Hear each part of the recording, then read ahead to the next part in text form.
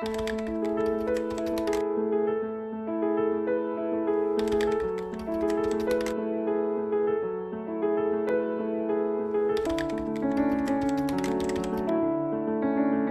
una reunió del gremi amb el president Vilamala i tal, ens va comentar que els forners tindríem que participar de la Diada de Sant Jordi i fent alguna cosa i creant alguna cosa, no?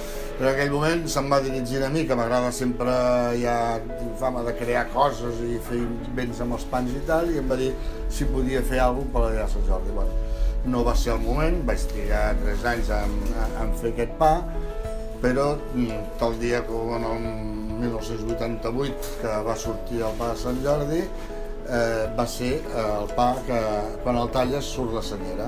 És un pa que està fet en sobrassada, formatge de nous, quan el talles surt la senyera, i vaig veure que era el pa que era el més adient per aquest dia tan assenyalat aquí a Catalunya, que no podia ser un pa normal, no podia ser un pa qualsevol, no podia ser un pa de fruits freds, ni de ser un pa que parlés per si sol, i aquest pa vaig veure que era un pa que donava la talla per una diada tan maca com la d'aquí a Catalunya. Té d'especial que té una forma concreta, que surt la senyera, que està feta en sobrassada, en formatge de nous, sense res de colorants. O sigui, els colors que no són tan vius com els de la senyera és perquè no hi afegim colorants, és la pròpia sobrassada, el propi formatge i les anous que envolten el pa. D'especial té que agrada molt, la veritat és que la gent quan el prova li agrada molt, està molt contenta, i d'especial té que és el nostre pa per tots els forners de Catalunya, és el nostre pa del dia de Sant Jordi.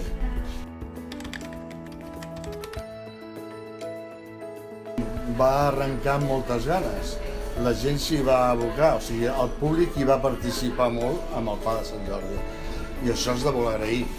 Però més important encara és que tots els forners de Catalunya s'hi van abocar perquè els hi va encantar la idea i s'hi van abocar a fer-lo per participar d'aquesta diada. I avui en dia és un pa molt famós, diria que és molt famós a Catalunya ja.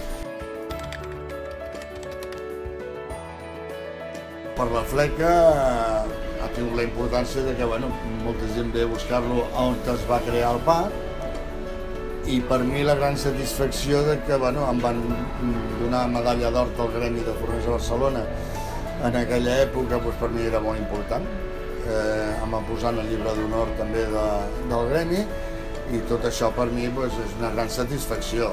En quant a la fleca, la importància és que la gent ve reconeixent l'autor del pa i venint-lo a buscar especialment aquí, però que gràcies a Déu es fa a tot arreu i tothom pot disfrutar com un Sant Joan amb les coques.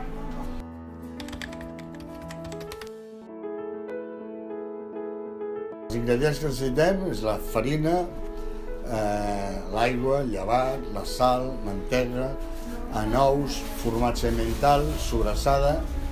Aquests són els ingredients per fer 3 amassades. El procediment són primer fer una amassada, que és el pa de sobrassada, després fem una altra amassada, que és el pa de formatge emmental, i després fem una altra amassada, que és el de nous, amb els anous, lògicament.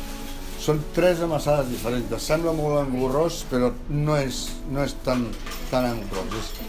És fàcil, és una mica entretingut, però divertit, i després, quan surt del forn i gaudiu d'aquest pa, jo crec que el disfrutareu. Jo crec que quedareu la mar de contents.